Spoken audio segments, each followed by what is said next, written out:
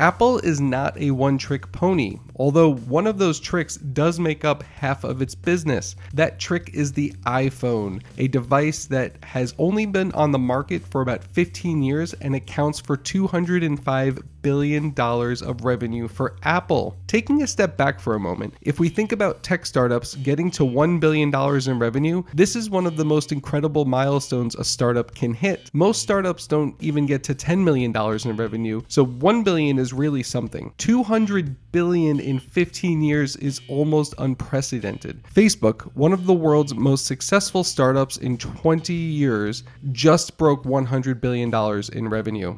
Google broke $200 billion in 2021 when it was about 23 years old. Microsoft, one of my favorites, is just breaking into the $200 billion club nearly 48 years after it was founded. The closest I could find was Amazon, which did break $200 billion 24 years after it was founded, but they sell a lot of stuff at lousy margins. In fact, when they broke $200 billion, they were only a couple years into seeing profits, and their margins at $200 billion are a tenth of what Apple's margins are. This is a lot of comparison, but it's important. Not only is the iPhone an incredible revenue generator for Apple, it's also wildly profitable. Things that generate a lot of cash are not usually very profitable. Walmart, for example, generates a ton of cash. They bring in over $500 billion a year, but the margins suck by comparison. However, at Walmart scale, the margins can suck and still be a nice return on equity for shareholders because the volume and execution of that volume is very good. The iPhone generates almost a third of what all of Walmart does in terms of revenue